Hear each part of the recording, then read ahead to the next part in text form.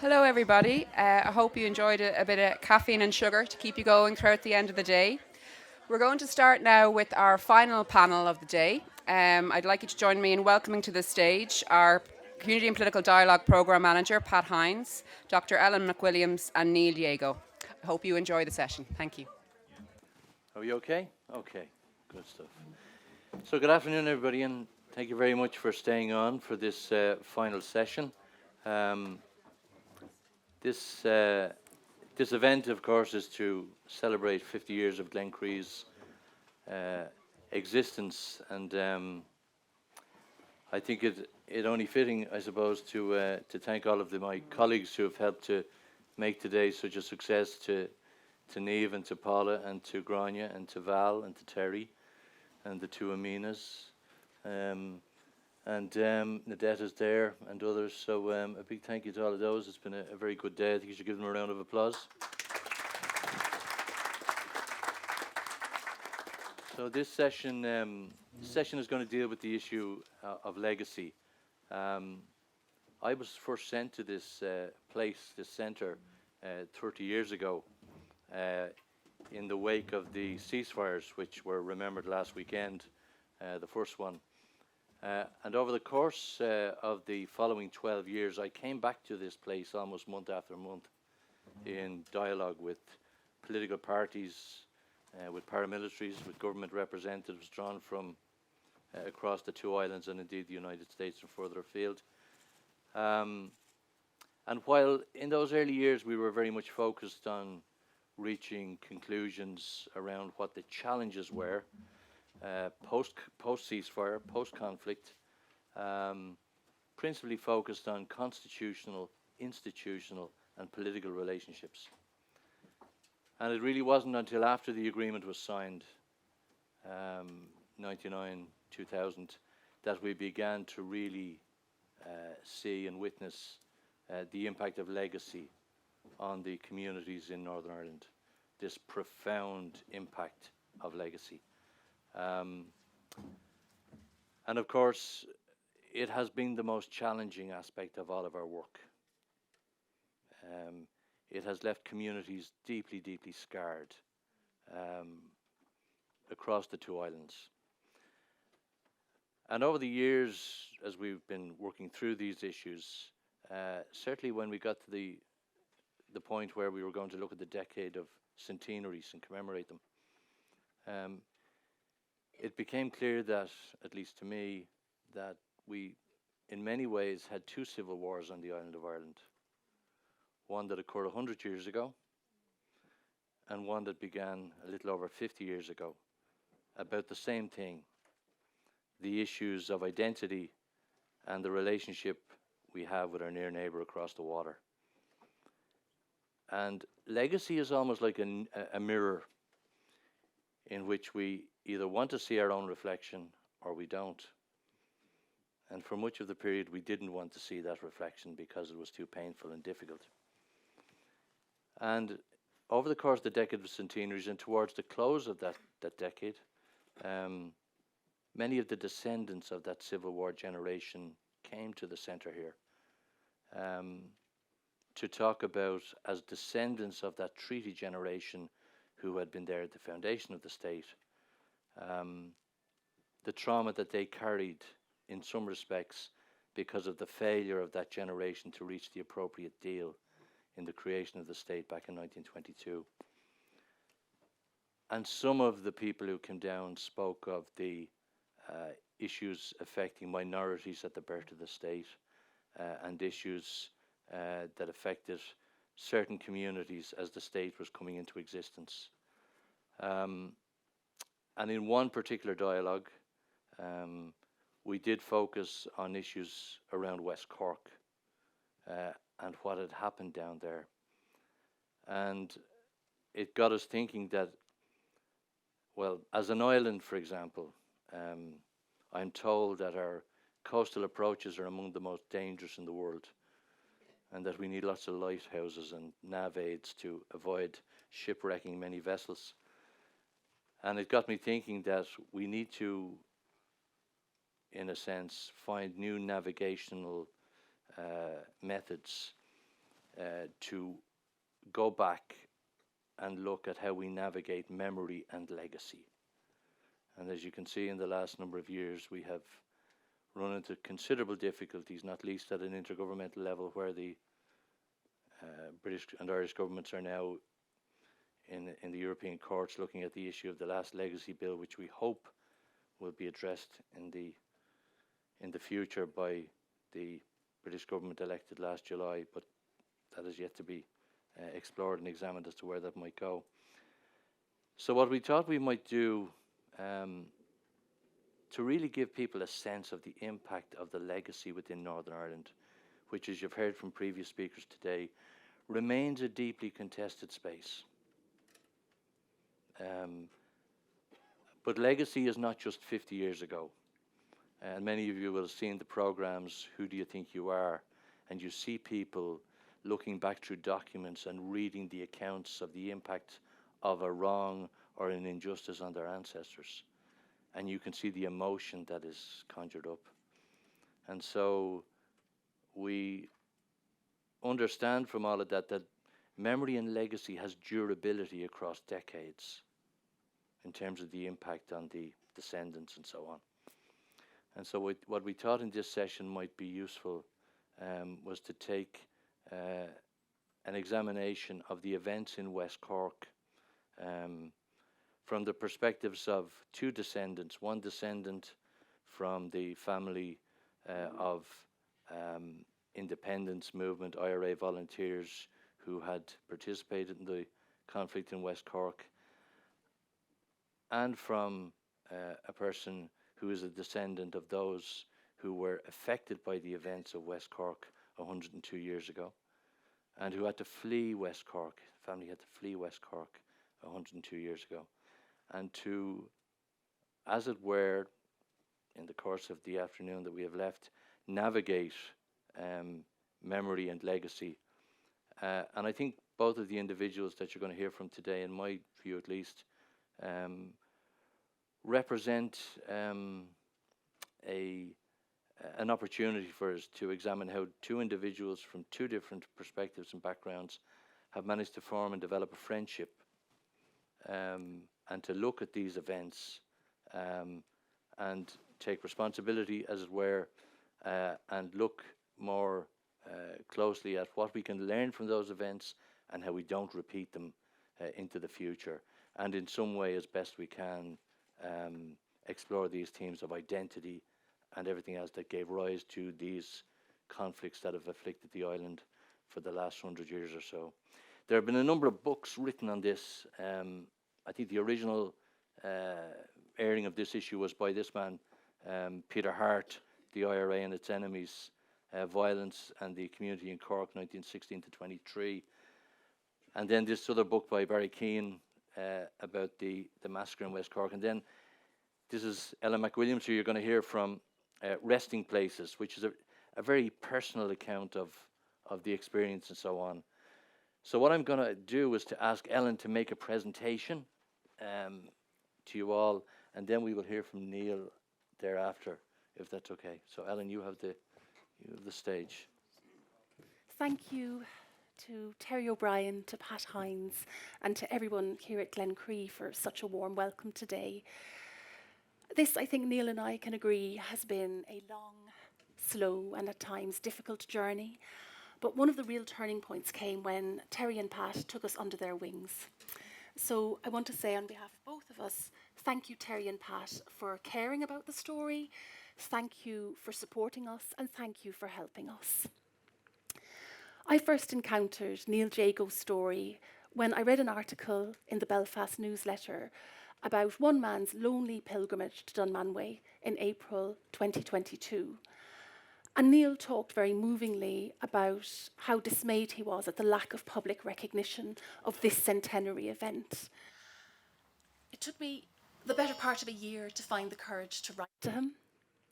I had finished writing a book that I was determined to share with descendants of this history because it was their story too.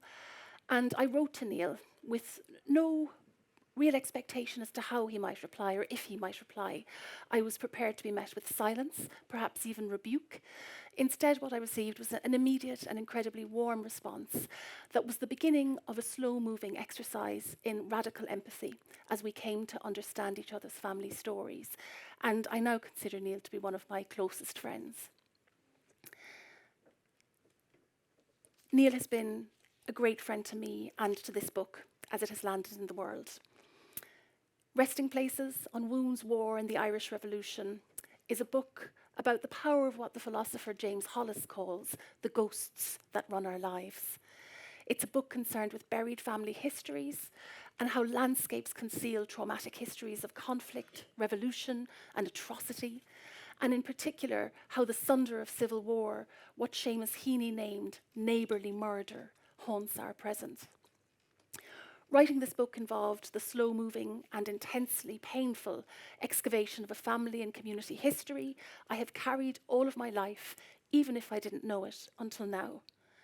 This history haunted my dreams as a child, and it's only now that I can see it has shaped every last part of my life. The constellation of faces we're born into, they stay with us. They are our foundations. And I was born in 1977 in a place in West Cork called Desert Surges, and grew up on a road in which every other house was Catholic, Protestant, Protestant, Catholic. I also grew up close to the Georgian Rectory at Kilcolman, which is not the big house of the Anglo-Irish imagination, but a relative of it. So really, I grew up in an area which was more or less an experiment in interfaith collectivism. And it came as a real shock to me to discover at some point in my early teenage years that not everyone born in Ireland has the opportunity to grow up in what we would have once called a mixed community. We live 6 miles from the plantation town of Bandon, which received its charter in the very same year as the city of Belfast. But it is only in the last 2 years that I have engaged fully with this history, because as a child in that part of the world in the 1980s, in my case as a Catholic child, the one thing you knew at a very early age was that conversations about politics, religion, or the troubles, current or historical, were simply best avoided or needed to be approached with the most immense care. So my lack of knowledge about the history and experience of the West Cork Protestant community was not born out of any willful ignorance, but an instinct gained very early on that to ask too many questions about this history was to risk causing pain to people you cared about, people who cared about you, some of our closest neighbours and friends who were always there for us, even though we attended different churches, different schools. And so it's only in the past 2 years that I have discovered the close connections between the Methodist community of West Cork, including some of our dearest neighbours and friends, and the Methodist tradition of England's West Country, even though I have spent my entire adult life in the city of Bristol, the home of John Wesley's New Room. This book is also an excavation of my own family history, the story of my grandparents and great-grandparents. My mother's family were in the West Cork Brigade of the IRA in Cumann and took the anti-treaty side in the Civil War. But it is above all the story of discovering the facts of what historians call the outrages against Protestants in West Cork during the years of the Irish Revolution, and the story of the Dunmanway Massacre of April 1922, the murder of 13 Protestant men during a time of truce, an atrocity committed by the West Cork anti-treaty IRA. In the history of Desert Surges, the Desert Surges that raised me, the proximities of these brutal histories, the War of Independence, the Civil War, and the killings of April 1922, they are nothing short of terrifying. Once I began to unearth this story in the history books and in the Irish Military Bureau, there was no turning away from it. It became urgent, compulsive, all-consuming. Resting Places is a book written during endless sleepless nights, on the train to work, between lectures, between loading the washing machine and running the bath for our small son, as the wheel of every day turned. And I was very lucky to have the rhythms of the everyday, of family love, parenting, work, because for a while the world did indeed seem to turn upside down, as the history shocks kept landing, and I was astonished at my own myopia, my own failure to see what has always been hiding in plain sight. For all of my terrors about writing about this history, the ethics of writing about it, writing with responsibility, my fears about how easily remembering and commemoration can be commodified in the literary marketplace, I could not stay away from this story. In writing about the severe shock triggered by uncovering the history and the struggle to try and put words to it, I found particular comfort in an early response of critic Jonathan Meades, who was kind enough to read the full manuscript and describes the book as a threnody, or a work of mourning, about a massacre, as he puts it, that took place 100 years ago in West Cork, but it might as well have been yesterday. The uncovering of this history came as such a shock because this atrocity was committed against a community of people I have only ever considered our people. In coming to terms with this history, my academic training deserted me, even though over the years I'm the woman who's given lectures on the literature of the Irish Revolution, its afterlife in contemporary Irish poetry, the Northern Ireland conflict. I have taught seminars the literature of witness, memory, post-memory, what historian Guy Biner calls forgetful remembrance, intergenerational transmission. These are some of my academic interests, and yet I knew nothing of this history, nothing of the forces that have shaped my own life. And I confront that denial, my own denial, very directly in the book. So it is certainly not an academic book, though it is careful to honour the work of the historians.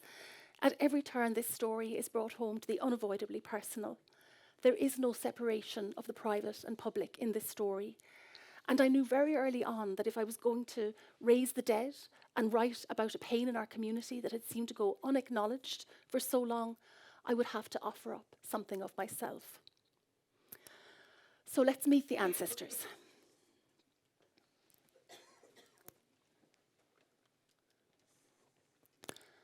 I discovered just in the last year that my great-grandfather Patrick Foley died after he became ill, offering assistance to the Easter Rising of 1916.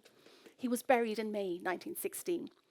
He's pictured here with his wife Ellen and their 4 children. My grandfather Francie is the small boy reading a comic book in the foreground.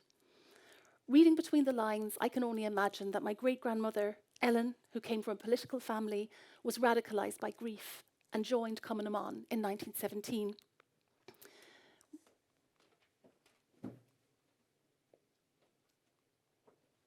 We see her here as a young woman, and though it might seem outlandish to say it, whenever I look at this photograph of Ellen, it's almost as if you can see the shock of history in her young face.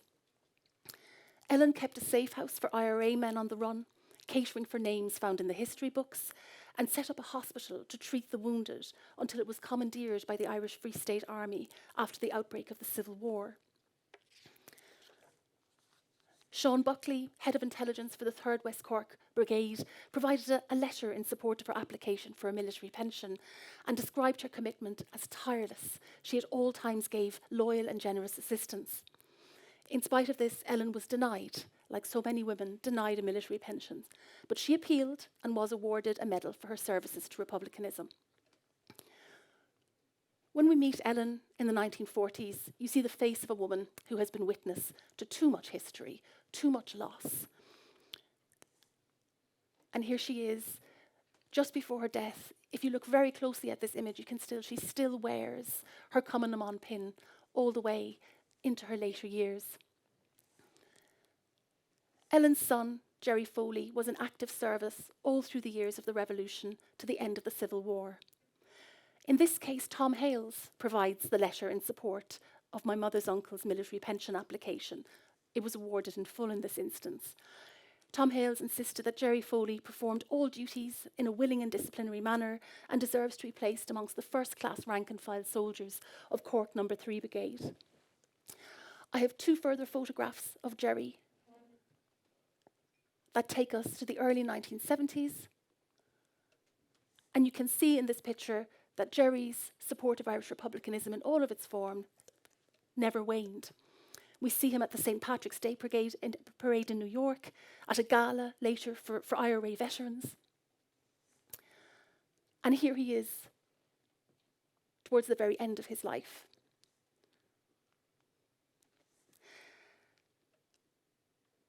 Jerry's application for a military pension makes for extraordinary reading. He was an accomplished arsonist. He liked burning things down, and he was very good at burning things down. He burnt down a number of buildings important to British military strategy, including the Allen Institute in Bandon, and he was one of the men who burnt down Castle Bernard and was tasked with taking Lord Bandon and Charles Seeley King hostage. And yet my mother remembers him only as being a very kind and warm-hearted man, though she also describes him as a man who was afraid of nothing. When I look at these photographs of my mother's Uncle Jerry,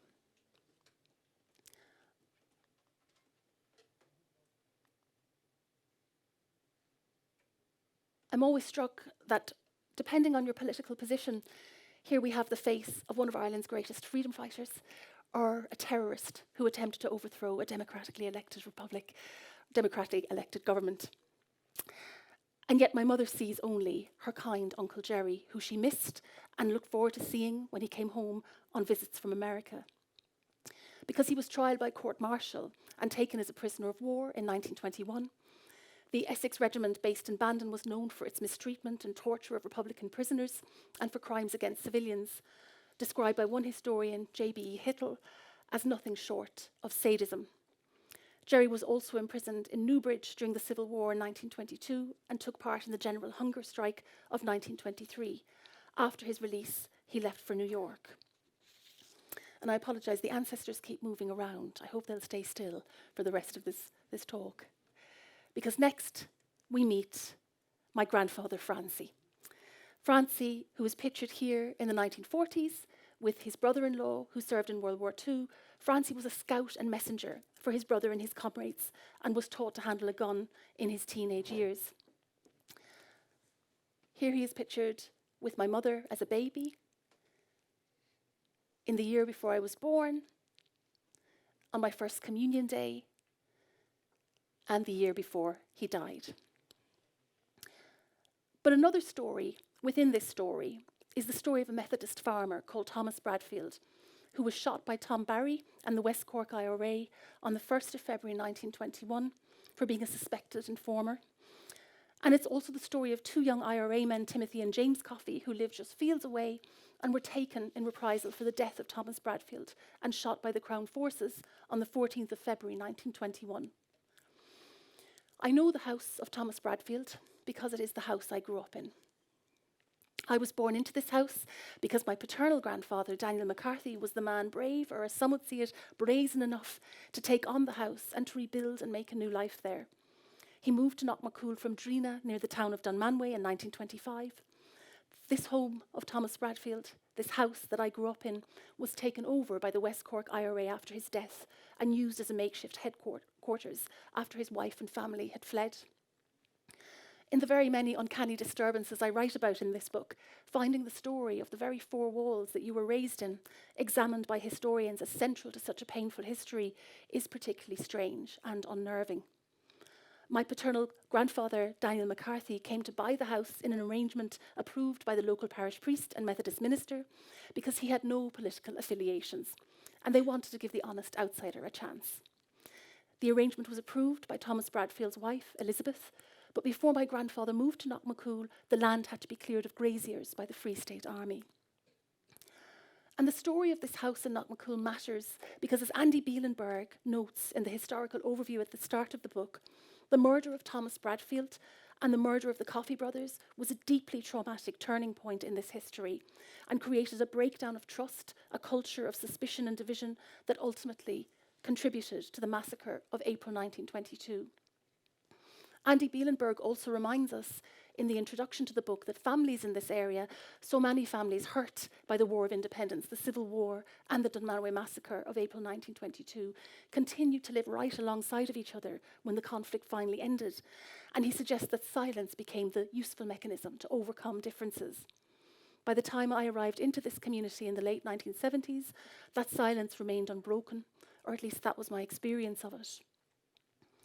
In the case of my own family, my grandfather, Francie, kept the family record of commitment to Irish republicanism in a locked cupboard that his children were not to go near, and yet fragments travelled down in stories overheard and stories my mother has only recently been able to share with me, although one silence remained absolute. Until I approached her about this painful subject with all necessary care, my mother had never heard of the Dunmanway massacre or the Bandon Valley killings of April 1922.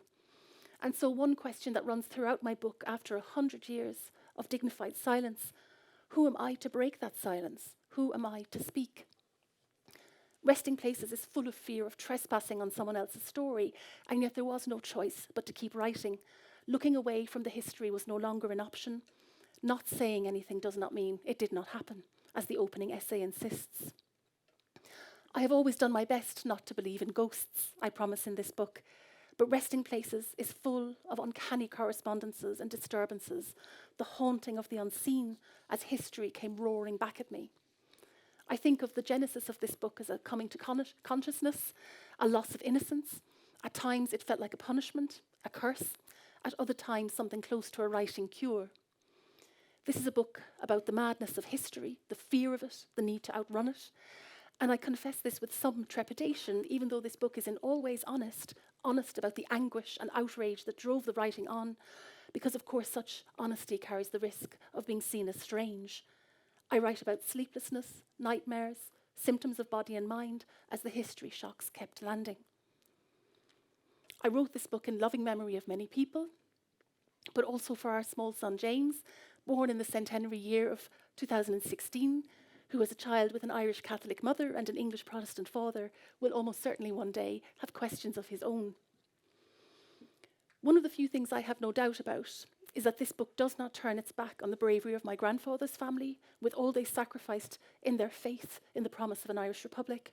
If anything, it's a genuflection to their courage, as well as being a book about the pain of facing up to the kaleidoscope of the past, with all of its attendant terrors.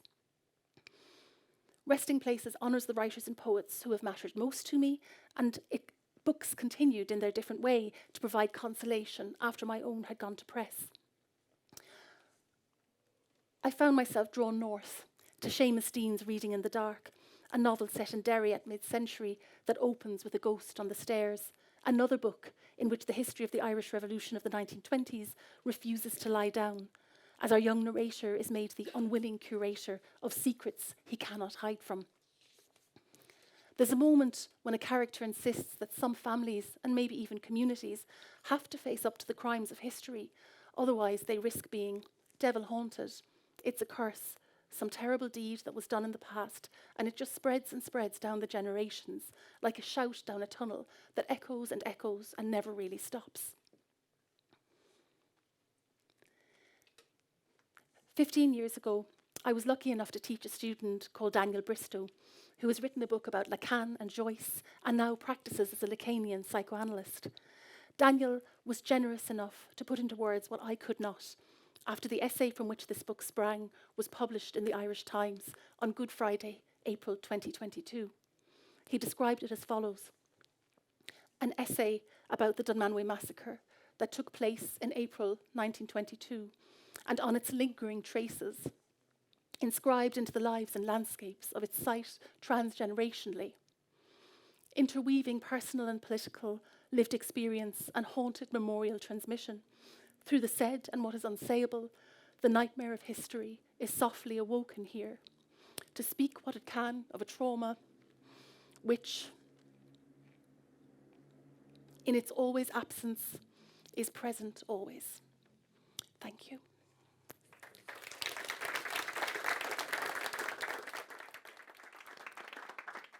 Thank you very much. Thank you. We're going to hear from Neale. Are you going to stay seated? You are. I'll stay seated, Pat, if that's okay, but I'll just swivel round so as I can see the screen. There's the. Thank you. You are there now.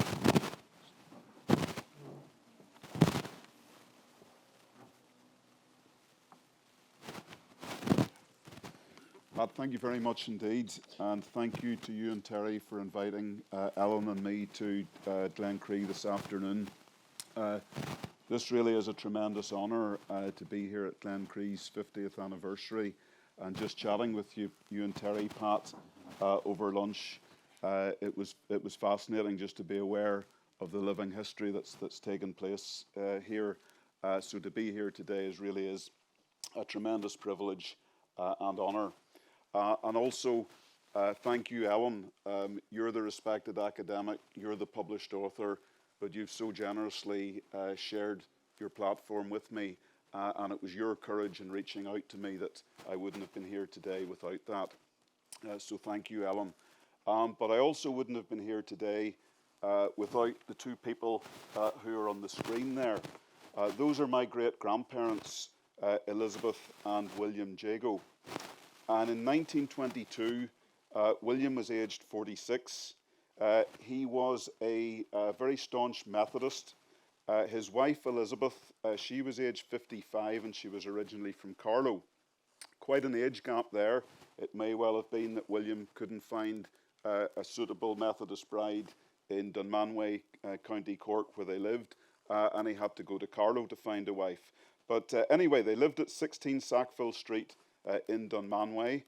They'd 4 children: Ethel, who was aged 19 in 1922, John or Jack, who was 18, my grandfather Leslie, who was 17, and the baby of the family, Sid, who was only 13.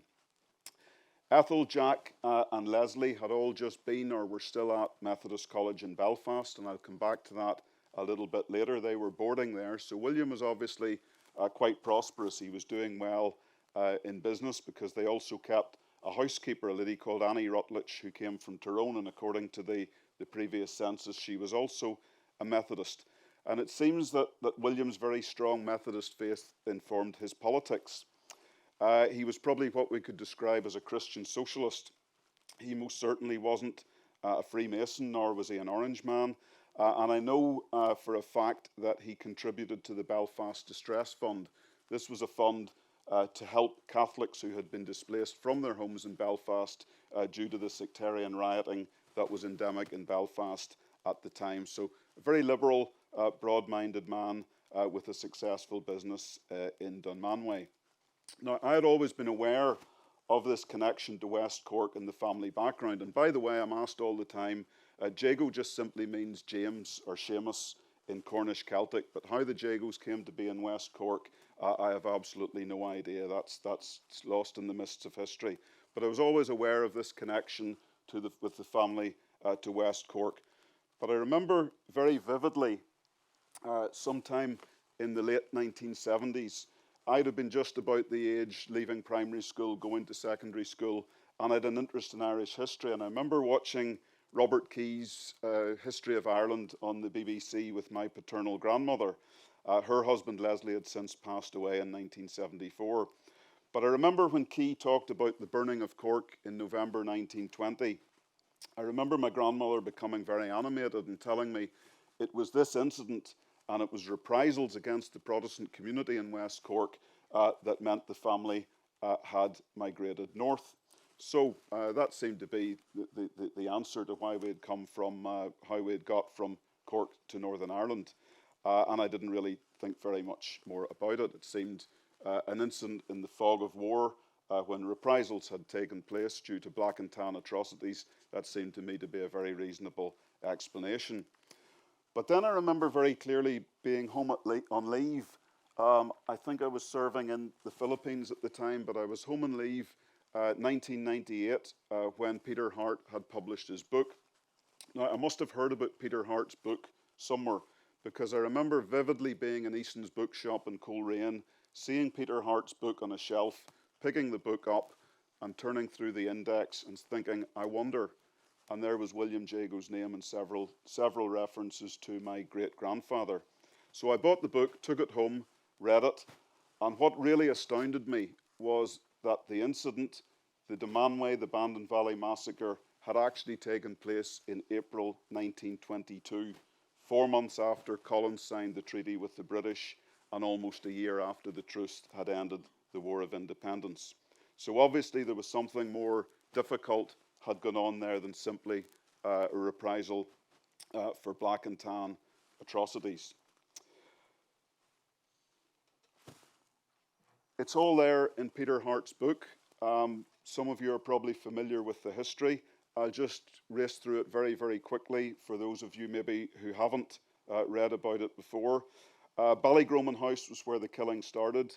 An IRA group under Commandant Mick O'Neill attempted to break into the house. No one really knows why, but Commandant O'Neill was shot by Captain Woods, who was in the house at the time with his relatives, the Hornabrooks. Now that's a picture of Ballygroman House as it is today. It was on the market about a year ago for €1.15 million. And let me just read you this bit of how the estate agent marketed the house. Ballygroman House was originally occupied by the Hornabrooks from 1895 to 1922. It is believed the house existed prior to the period, and the Hornabrooks were significantly involved in a noted War of Independence event, with the property subsequently burnt down in 1922. Now, significantly involved is quite a piece of estate agent's euphemisms. The Hornabrooks were actually, the IRA took Captain Woods and the Hornabrooks from the house, took them to a nearby bog, stripped them, shot them, buried in the bog, and their bodies have never been found. That very quickly, that's Captain Woods. He's one of the very few men who was awarded both the Military Cross and the Military Medal, an absolutely ferocious soldier who had been over visiting. Hart goes on in chapter 12 of his book, which he calls Taking It Out on the Protestants. That's a paraphrasing the words of an IRA officer, Dennis Lorden, who said that our fellows took it out on the Protestants. Hart goes on to describe what happened next, and I'll quote directly from Hart's book.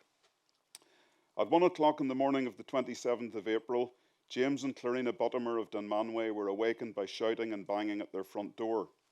James opened the door and was confronted by a group of agitated and armed men. They shot him in the face as he stood in his doorway. Also killed that night in Dunmanway were David Gray and Francis Fitzmaurice. Hart goes on to say there were several attempted murders, and among those attempted murders were an attempt on the life of my great-grandfather, William. Now, William had been tipped off that the IRA were coming to get him. He must have had friends within the IRA. It was believed at the time the IRA wouldn't harm women, so William made off across the fields.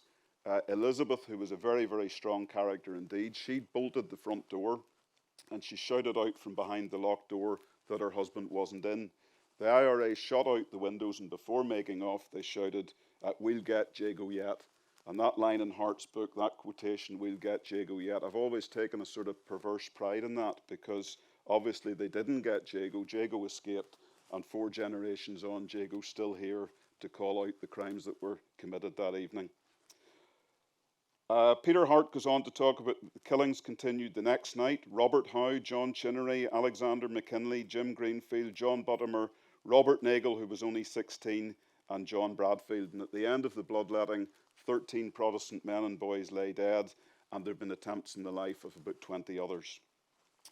The historian Robert Bury, in his book, talks about how this was in fact a signal crime, and that between the years of 1911 and 1926, Bury, by carefully analysing the census data, estimates that about 43,000 Protestants were involuntary migrants from the 26 counties that became the Irish Free State. Now, while William and Elizabeth made their way eventually to Hampshire, where they set up a market garden business, as I mentioned earlier, Ethel, Jack and Leslie had been at school at Methodist College, Belfast. They obviously had to leave their education. Ethel married a member of the Indian Civil Service and went on to be a Mem Sahib in the Raj. Jack was apprenticed to a draper in Dublin. My grandfather, Leslie, only 17 at the time, he had to terminate his studies. He joined the Northern Ireland Civil Service at a very lowly grade. Later continued his education privately at night school. Married a local girl, a working class girl from East Belfast, settled down and raised his family. And Sid, the baby of the family, he eventually emigrated to Canada, where he joined the Royal Canadian Air Force and fought in the war. And there's my grandfather, Leslie.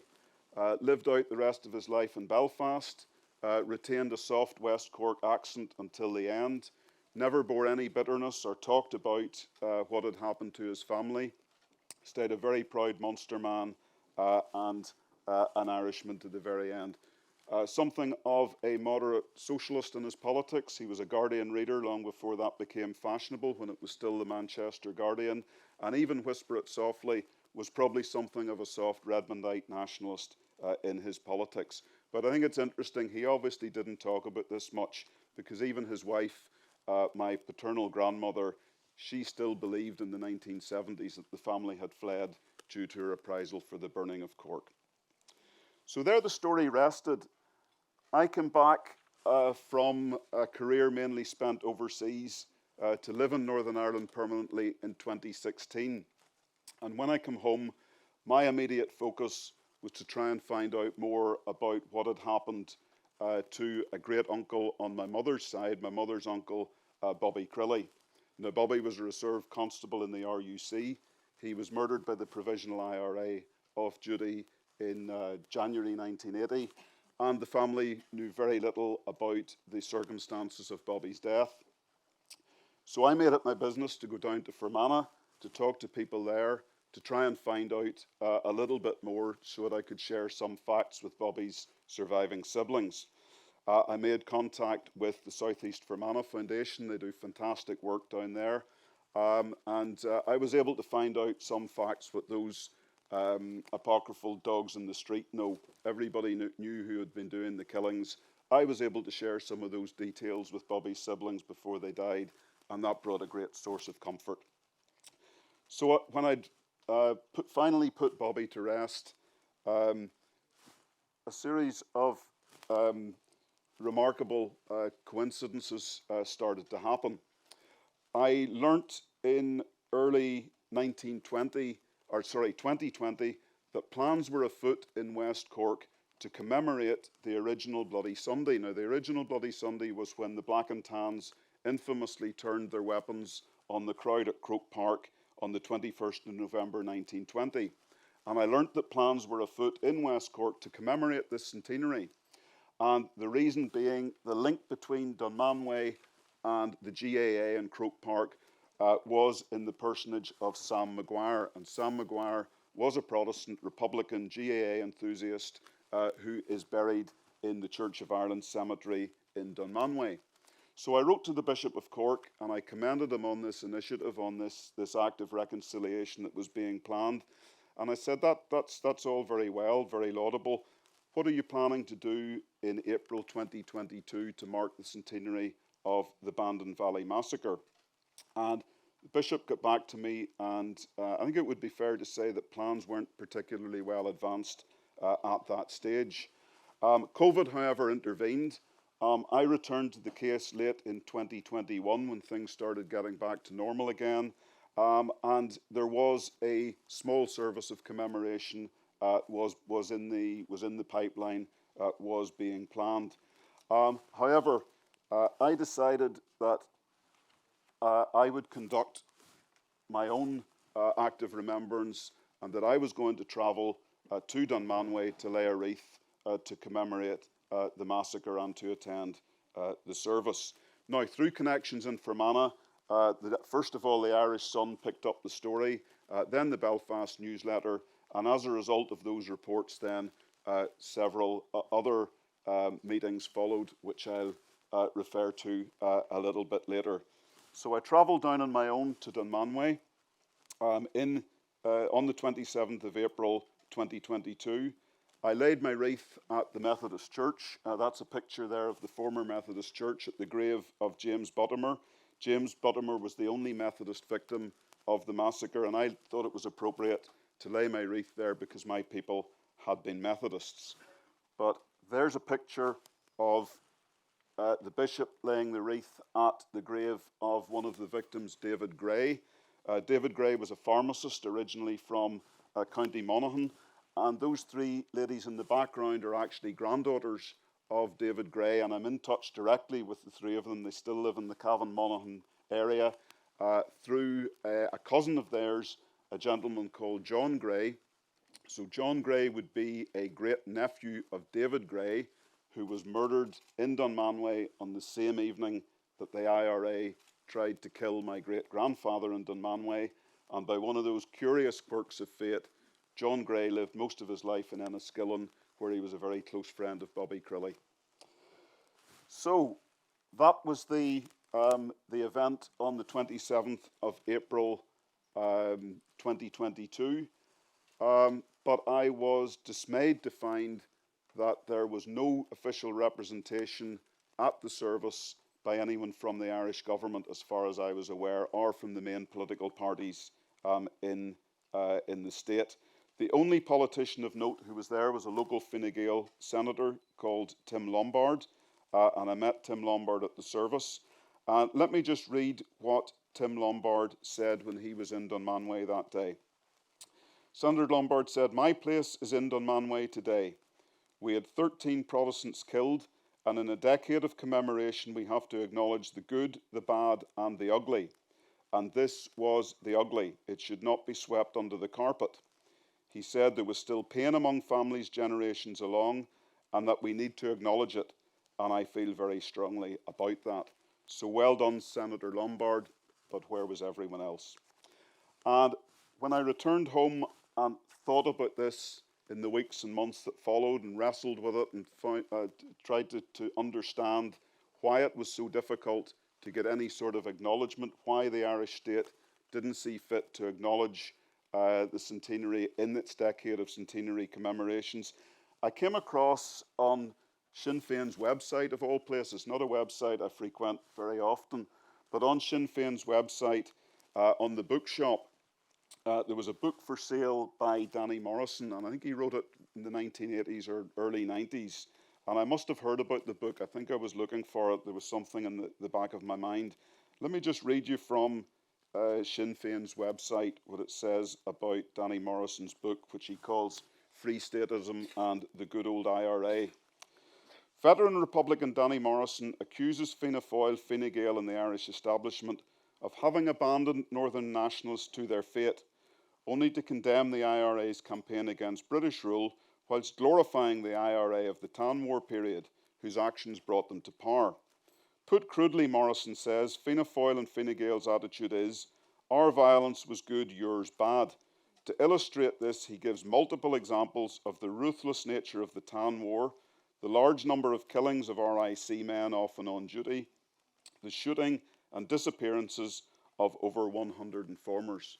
So when I read that, I started to get an appreciation of why this centenary was so difficult for Irish society at large and Irish nationalism to deal with.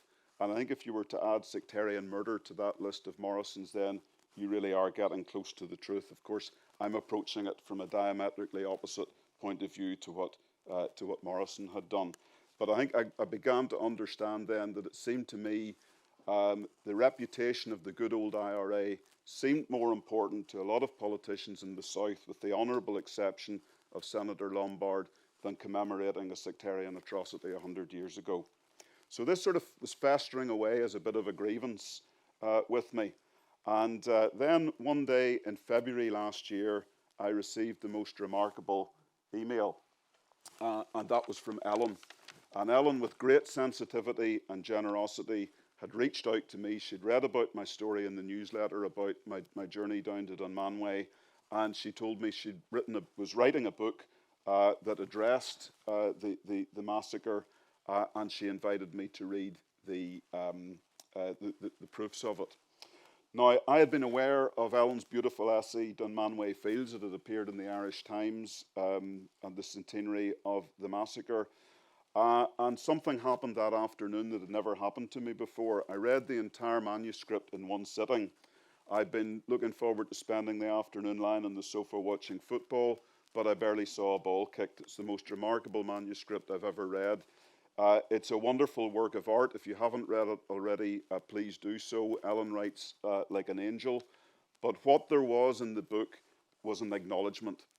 Ellen had taken the truth and the facts as her starting point, and the book's about her coming to terms with those facts. And for me, this was a revelation. Now, my great friend Jim Roddy in Derry, who I know is a friend of the Centre, Jim talks very movingly to audiences about the impact of the publication of the Savile report on Bloody Sunday that it had on the city of Derry.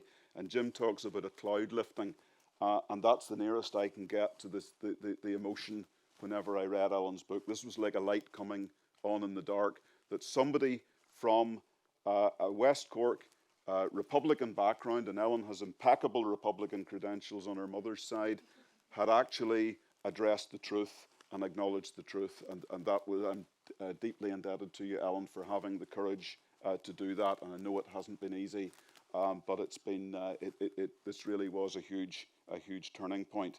And Ellen, in her book, she absolutely nails this central conundrum about the difficulty within Irish nationalism of coming to terms with what happened in April 1922. Now, it would be highly presumptuous, I think, of me, Ellen, to read from your book, but I'd be very grateful if you would read for me that key paragraph on page 152 when you talk about your great-grandmother Ellen Foley's reaction on hearing the news of the massacre. What did Ellen say when she heard the news? When Death on his white horse came galloping across green fields on the 29th of April 1922, when she stepped out into the morning to find pandemonium and unimaginable grief rising across the valley. There must be a revolt of nature on the morning after a massacre, of the kind you find in Shakespeare or the Bible, the beginning of a war in heaven. Did horses eat each other? Did the glassy, abandoned river turn against itself in outrage and flow back towards the direction of the source? Did men and women move stricken and wordless around each other, leaping in terror at any knock on the door or sound from the yard? Can there be words for such a sorrow, a grief that does not speak? Thank you, Ellen. Now, around about the same time that I had this revelation reading Ellen's manuscript, Professor Brian Walker of Queens University, I became aware that Brian had written a historical analysis of the massacre that appeared in the Dublin Review of Books in December 2022. And in that, Brian presents the very common sense thesis that these murders were obviously sectarian. And I will maybe get in Q&A, Pat, to some of the smears that have been directed against the victims of the massacre in more recent years since the publication of Peter Hart's book. But Brian Walker made the very common sense commonsensical analysis and thesis. These murders were obviously sectarian because they were condemned as such at the time as sectarian. Michael Collins condemned them as sectarian. Eamon de Valera condemned them as sectarian. Erskine Childers condemned them as sectarian, and that they need to be understood in the context of the sectarian conflict and intercommunal violence that was happening in Belfast at the time. So Brian's thesis appeared in the Dublin Review of Books, and I made it my business to try and get this analysis out to a much wider audience, much wider readership. So we organised a seminar in Buswell's Hotel in Dublin last November. Brian spoke. That gentleman in the middle is Ken Funston from the South East Fermanagh Foundation. Ken spoke about the parallels between what happened in West Cork in the early 1920s and what had happened to the isolated Protestant communities along the border in the 70s, 80s and early 90s. And the gentleman on my left is Professor Graham Walker of Queens University, who was my PhD supervisor, is a great friend, and was a great supporter of the project in its early days. And Graham generously spoke at the conference, as indeed did Ellen. Ellen generously accepted an invitation to come along and speak at the conference and read from her book. I know that wasn't easy, Ellen, because it was a mainly Northern Unionist audience who came to Dublin that day, and your courage in doing so, Ellen, was greatly appreciated. However, our campaign goes on. The Irish Department for Foreign Affairs, who attended the conference in Buswells, very generously then have engaged in dialogue with us. We were invited along to the DFA in Ivy House in January. That's me on the right, and that is a gentleman called Ian Beamish in the middle. Now, Ian is a native of Dunmanway. His family were also targeted in April 1922. They had to flee, but felt it was safe enough for them to return. So Ian grew up in Dunmanway. He now lives in Limerick. Ian got in touch with me immediately after reading the story in the newsletter and has been a great supporter too. And the gentleman on the left is a veteran human rights campaigner a political hero of mine, that's Jeff Dudgeon. Jeff has written extensively on the massacre too, and Jeff got in touch with me as well after the story appeared in the newsletter. So we're continuing to lobby the Irish state just for an acknowledgement, just to have the courage to do what Ellen did and to put some language on the record and to make good the omission that occurred when they didn't mark the centenary of the massacre in the official Decade of Centenaries programme.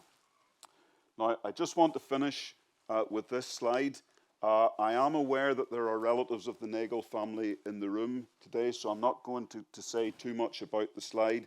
The reason this is such a striking image is it's the Nagle family grave in Clonakilty, and if you look carefully, you can see a brand new plaque that's been added within the last 2 years to Robert, who was the 16-year-old boy who was the penultimate victim of the massacre. And it's clear the Nagle family have only felt able in the last 2 years, or that somebody has been able to add recognition to Robert, who lay in an unmarked grave for 100 years. But I'll say no more about that. But I'll just finish again by, on behalf, Ellen, of 5 generations of my family, because I know I'm delighted my daughter Annie's here with me today, has travelled down from the North Coast. So on behalf of 5 generations of my family, Ellen, thank you for your courage in bringing this story to the fore again and in giving us a voice.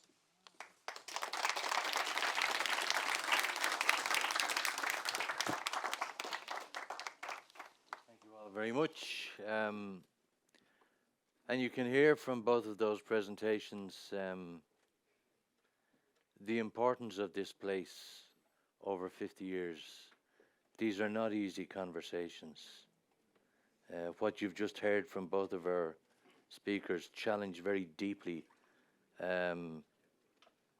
strongly held perspectives. They go to the very heart of who we are as a people living on this island, and indeed the state to which we are part of. And it's important to acknowledge, and as Ellen so eloquently did, those who fought for Irish independence and achieved it have given us a democracy, the 15th longest continuous democracy in the world at present, unbroken. And so we have this democracy, and we have places like this for these painful and difficult conversations that have to happen, because we actually have to acknowledge. We have to acknowledge that there has been harm, and that harm is not simply wiped away by silence and not talking about it. And so I think, as I'm reflecting on what both of the speakers have said, we have to find language, we have to find the sensitivity and the empathy if we are to evolve as a people in our differing identities across this island. We have to learn a language of empathy and sensitivity to be able to talk about these issues, not to be silenced, and not to label, and not to use the language of adversity in discovering how we address these themes, but through dialogue. I'm a great believer, having come here 30 years ago, that dialogue, a bit like power, dialogue reveals. It can reveal the unforeseen qualities in people, like courage and other attributes that are essential if people are to reach the kind of conclusions and accommodations that are required on an island like ours, who has witnessed unimaginable traumas in the recent past, and even if we go back 100 years. Have we time for some questions? 15 minutes of questions. Whew. Okay. I got to take the Reverend Andrew Kingston first, and then I will go to the far side of the hall. I have a sort of a question that comes from what Neale said, and it's the way that what happened was so sad, but actually if you go a trawl on the internet today, it's like it wasn't enough to kill the man, you have to kill his reputation as well. Just a little, if you look at Ellen, at the 1911 census, you'll see an interloper in Knockmacool. There was a 5-year-old girl there, Gertie Woodburn, and that was my granny. And she loved Tom and Auntie Gran, she called her so much. She was her auntie, and she loved to visit that house. And just to give a little bit of humanity to what on the internet the reputation is destroyed, they were a beautiful couple. He was married first. Tom Bradfield first was married first to a Jagoe. But she wanted Tom and Elizabeth fell in love many years before, but Tom was seen as being beneath her. The marriage was forbidden. She bought a ring costing £5 the day that Tom married the Jagoe. And whenever she died, romance rekindled. They loved each other so much. Her one regret was that morning she hadn't kissed Tom before he went out to the fields and was murdered. I suppose my little point was just as we tell these stories, somehow that sense that the reputation of a man is destroyed by those who don't seem to be able to accept the horrible things that happened. That's something that needs to be addressed. These were good people. He was a Methodist local preacher. He was a very fine man who loved his wife dearly and did not deserve what happened. Thank you very much. I think, give me two, this lady here, yeah.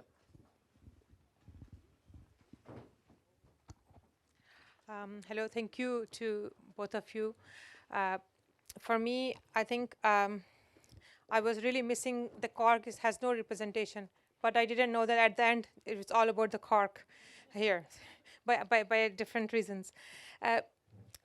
For ourselves, who are coming from other part of the world, living here for about 2 decades and thinking about the nationalism, and when we study or read the Irish history from the lens of my children in schools, what do you think, you representing that part of the history of the Irish nationalism and the piece of the identity, how you think, what is nationalism for you into the right interpretation? Do you think who is responsible or who should be held responsible for all that? What was missing, at that time, which led to that difficult situations in the past? And what are your learnings? Maybe just very briefly, I'm really keen to know. Thank you. And just before, and then I'll take Pádraig Yates then. 3 questions, or you want to respond to the Reverend Kingston as well if you want to.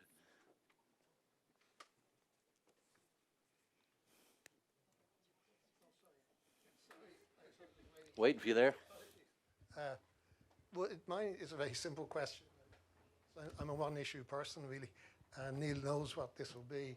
I basically just wanted to ask him what his view was in the light of his own experience and work and research he's done on our proposal for conditional amnesties in certain circumstances as an alternative to the courts, not a replacement for the courts, but as an alternative, because the reality is, although very few people admit it, that of the over 1,000 cases still outstanding, we'd be lucky to get anywhere near 100 ever sorted. So I think there needs to be a lot more honesty about these questions. So I'd just be very interested, given Neale's background and your own background as well, Mr. McWilliams, to know what you think of it. That's all.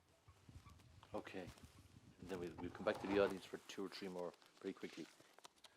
Neale, do you want to go first, Tim? Certainly, Pat. I'll maybe just address the point about reputation first of all, and I think what you're maybe driving at there is this the informer slur that this charge keeps getting recycled, that these people were, quote, informers, unquote, now.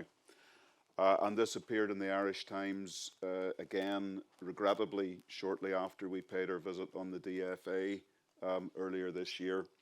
Now, first of all, everybody in this room knows what a toxic term the term informer is. I think there's probably no more hurtful or offensive term that you can use in Ireland, barring sectarian or racial epithets.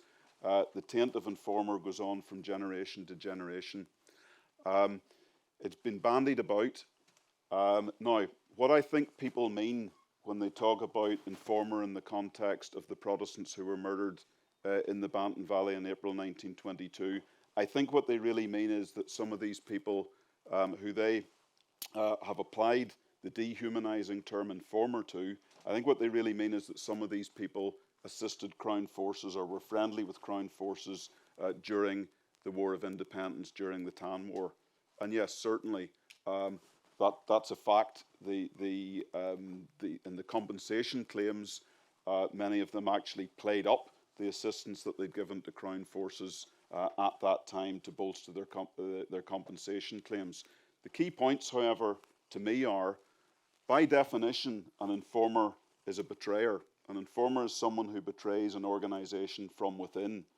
So to claim that Protestants who were loyal to the Crown were in some way informers, I'm fairly confident that I can state none of these victims were members of the IRA, so by definition they couldn't have been informers. The other key fact is that these killings took place 4 months after a treaty and almost a year after a truce. So if these people had assisted Crown forces, their only crime was loyalty. It had happened during a time of conflict. The conflict was over, and therefore they should not have been targeted. So I think it's a bit of a. Not only is it an attempt to excuse what happened or to gloss over it, I think it's an attempt to dehumanize the victims by applying that inaccurate and very toxic term to them. And frankly, it's been bandied about by people who should know better. And I would make an appeal to some of those who have used that term in the context of the Banton Valley Massacre to be aware of the hurt that they continue to inflict on descendants by using it. And just to sort of, I've pondered this for a long time. I think by using that term too, if you take the logic a little bit further, if to the people who are using that term now, if anyone who assisted or was friendly with Crown forces at a time of conflict with the IRA, if that merits then the use of the term informer and makes that person then subsequently liable to summary execution after the conflict, I think if you extend that logic, it takes us to very troubling places. Now, that might sound ridiculous, but I think it's where it takes you if you do follow that strict logic. And to term Protestants who were loyal to the Crown at a time of conflict, to term them as informers or traitors, I think there's actually something even worse there. I think it's a fundamental denial of the right enshrined in the Good Friday Agreement to hold a British and an Irish identity at the same time. So I would appeal to people who carelessly use that term to think it through before they use it again. Quick response to Pádraig then. Yes, Pádraig. Now, first of all, I'd just like to get it out of the way. I don't consider myself a victim in any way at all. I think if I was to use that term or to think of it, it would devalue people who I've met and people who I know who are real victims. Bobby Crilly was my great uncle. I'd only met him a couple of times because he lived down in Fermanagh. Bobby had gone there because I think after a failed romance in Lisburn, where he was from, his mother was from Clonus, and he'd gone down to start up a garage in Newton Butler in Fermanagh. So I'd only met Bobby a couple of times, but it was because of the horrendous impact that I saw on people who were close to Bobby that I was interested to find out more about the case. So just to get that out of the way, the real victims were people who lost parents, who lost husbands, wives, fathers, mothers. So I don't consider myself a victim in any way at all. What I would say, though, is when I talk to different people involved in legacy, and I talk to a wide range of people who have been taking various initiatives, people like Harold Good, people like Jim Roddy, who I've mentioned. I talked to Jeff Dudgeon, as you saw on the slides. Jeff is a bit of an outlier, if I may say that. He takes a fairly unique position on legacy. Jeff's position is just to draw a line under everything. And I talked to my friends Kenny Donaldson, Ken Funson in Seth, and I've talked to you as well, Padraig. We've corresponded by email. I find myself, when I talk to all these people, I'm in sympathy with all of them. I can see the logic or the persuasiveness of all the arguments that they make. The only thing I could say that might have any relevance, talking from our family experience, particularly in relation to my great uncle Bobby Crilly, and talking to his surviving siblings, both his two surviving sisters died in the last few years. But truth was more important than achieving the notion of ever achieving justice. It was just finding out what had happened, and if it was very important to have a name for the people, the names of the people who were responsible. And as I said, those dogs in the street down in Fermanagh know the names of the people who were responsible. And to be able to share that with these two old ladies, and with my mother, who was Bobby's niece, to be able to share those names and to be able to tell them that the fate of the people who'd been responsible for that murder, that brought a sense of comfort, terrible American term, but closure to those old ladies before they died. So that's really, I can't really comment any further, Padraig, but I hope that's helpful. Just before, do you want to respond to very quickly to Andrew? Yeah. Reverend Kingston. More short questions then. Thank you so much for sharing that story of Thomas Bradfield. I have a very vivid sense of the man because I have read so much about this story. And you're absolutely right. One of the things I discovered early on is that he was the best of neighbours.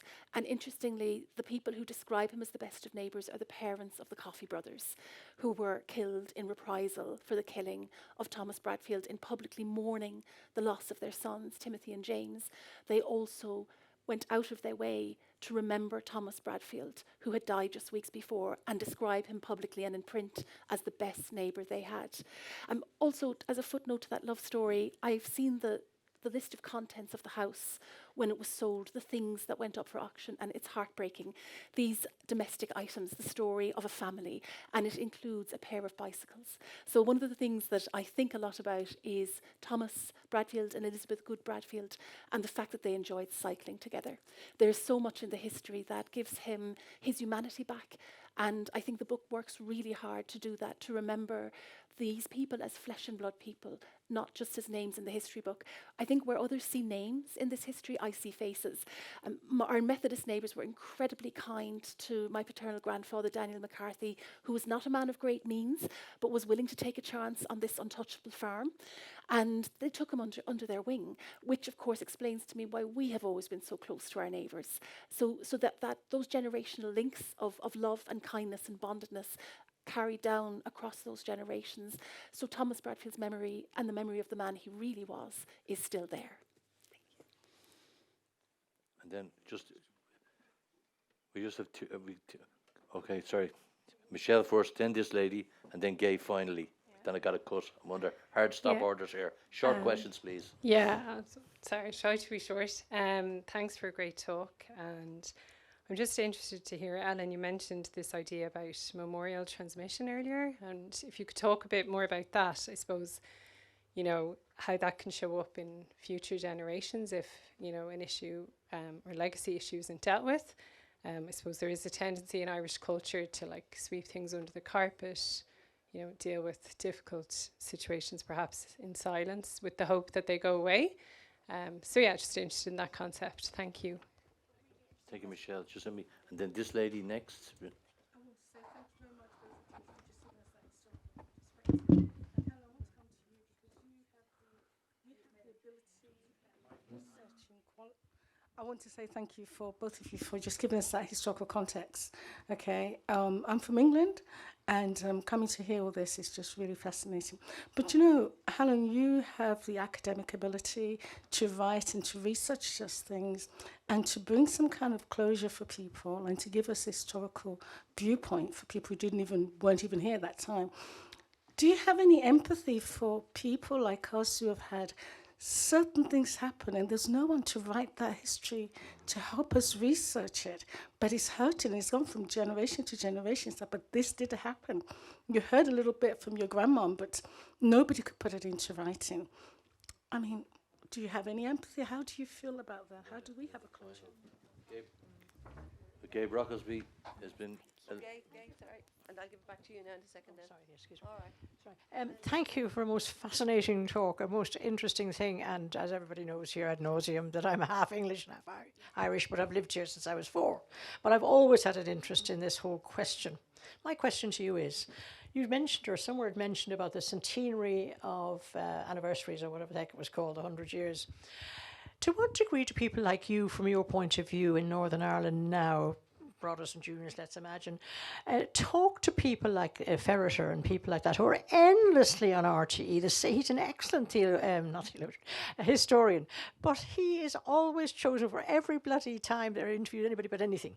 I'd like to know, to what degree do you talk to them? Do they ever ask to talk to you? And to what degree do they know about all these Protestant sort of minority or that side of the fence? I never hear anybody talking about this. And I'd like to suggest to you to get onto that committee if you haven't done so already, and make sure somebody's on it who's vocal, if there's not somebody already, and ask them and look at the feedback from this centenary and just see to what degree has the minority unionist situation been covered by the centenary. Because I've often thought about this in general, but I didn't think of it so much about the centenary. So I think that's really important, to get at the wholesaling of this knowledge, not only the particular. Thank you, Gay. Man behind, last question. Last question. Thank you very much. It's now, in honor of the 50 years, I just like to add my contribution. And but my name is Adekunle Gomez.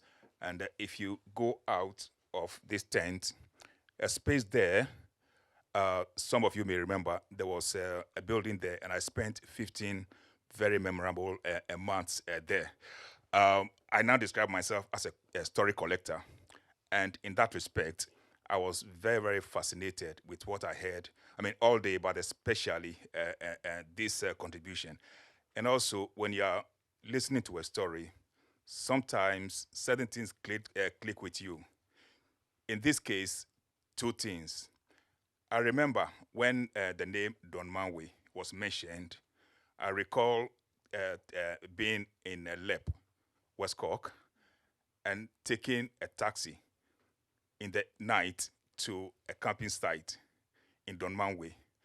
And one of the things I recall is this taxi driver cursing all the way there because the road he didn't think was good enough. Since then, I've also known people from Dunmanway. Now, the second thing which also clicked with me, I was in Waylands for a music session, and the artist on that day, his name was Alice Jagoe.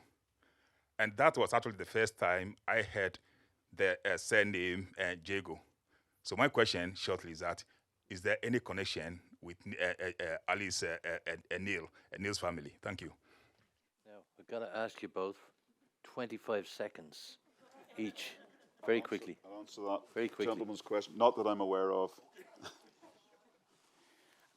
I will try and answer all of the questions at once, because I think the question you raise about generational burdens, particularly when it comes to histories of colonial violence and the losses that it carries, I have a deep empathy for anyone who is looking back through their family history and trying to figure out how to come to terms with it or how to record it for future generations.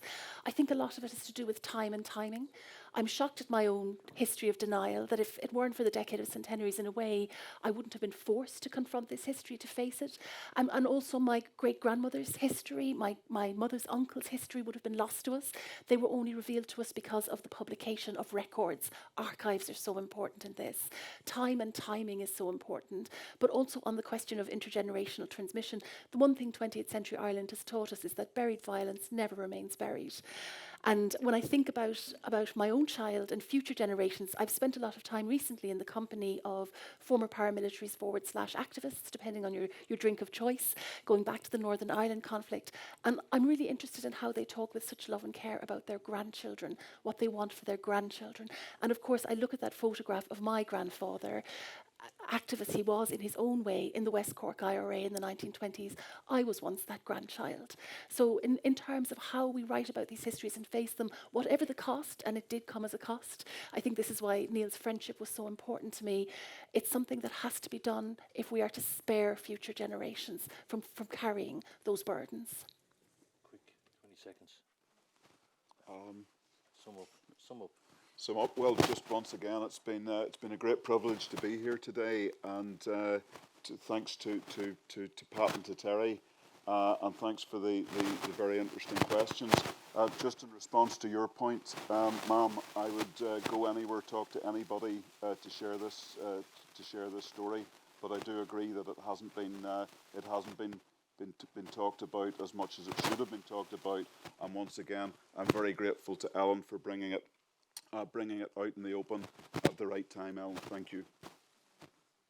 So just in conclusion, I just wanted just one sentence from the book, Ellen, which really struck me about all of these events, about 50 years ago and 100 years ago, the maddening confusion of what Seamus Heaney named neighbourly murder spreading its dark wings over the land.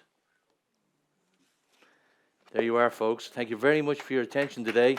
The book is called Resting Places, On Wounds, War and the Irish Revolution, and I highly recommend it. Thank you again.